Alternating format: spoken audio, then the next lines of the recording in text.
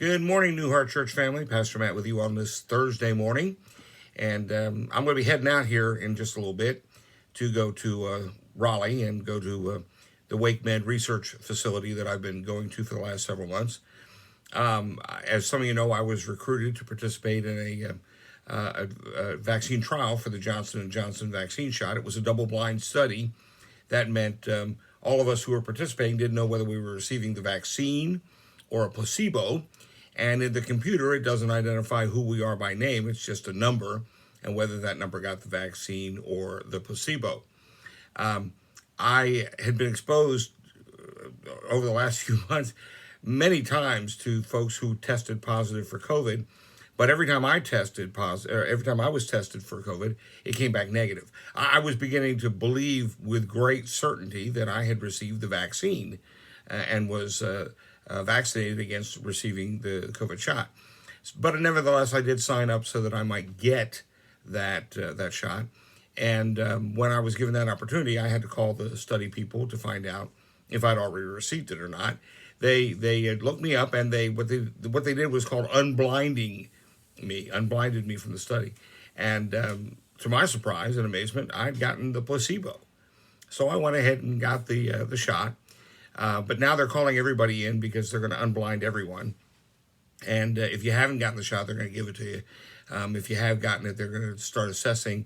In light of the recent tragic deaths that took place, that they want to try to get some better data as to who is more susceptible, I guess, to the potential side effects.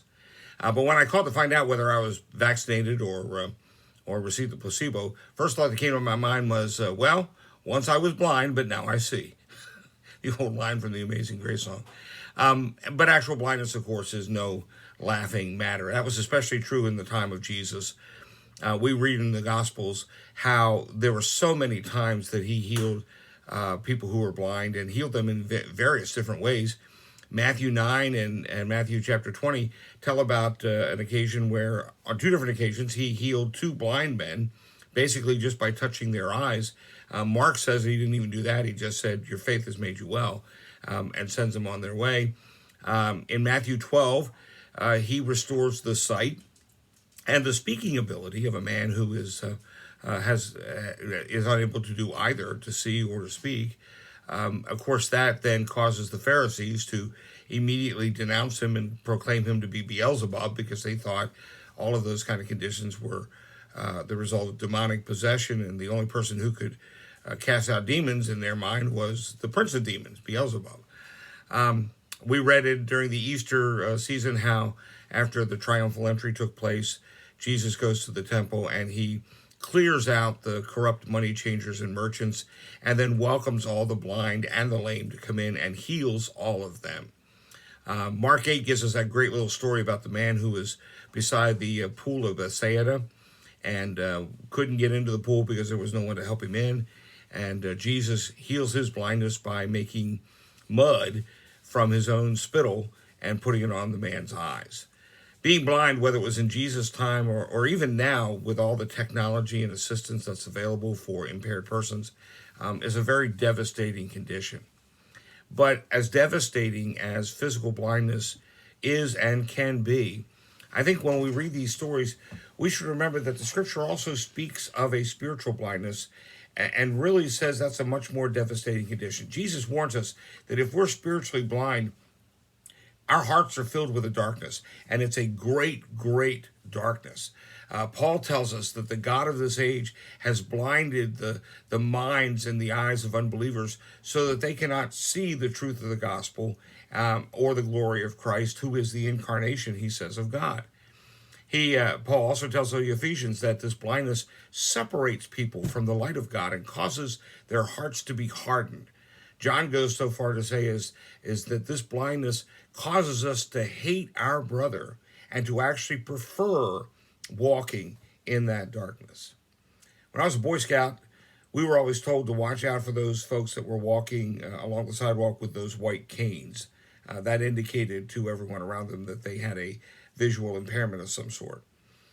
In those days, we were told to offer our help, and I understand that may not be the norm these days, but I think we need to ask ourselves, when we encounter those who are spiritually blind, what can we do maybe to help them see? I think the first thing we need to do is to pray, much like Elisha did in 2 Kings 6, when his servant said, we're going to be overwhelmed by this army. And Elisha prayed and asked God to open the eyes of the servant to be able to see the great army of angels all around them. I think secondly, we live as light, that we are to be the light of Christ in everything we say and in everything we do, because Peter reminds us we belong to God, and we can declare the praises of the one who has called us out of darkness and into his wonderful light. Certainly, we can do all we can do to help unblind the spiritually blind. I pray today that you will let his glorious light shine so that those with whom you come in contact with, who are spiritually blind, will see the truth of the gospel and will embrace the true light of the world into their lives. I pray you'll be a blessing to folks today. We'll have our Zoom Sunday School class on Sunday and worship service on YouTube this Sunday as well. If you would like to be a part of the Sunday School class, send me an email at newheartnazarene@gmail.com. You can find us on YouTube and Facebook at New Heart Church of the Nazarene in Hillsborough. And of course, anytime that we can be of service to you or help for you, prayer requests, don't hesitate to call and let us know. We're on the World Wide Web at newheartnazarene.org. So God bless you. Have a great day. Looking forward to see everybody on Sunday.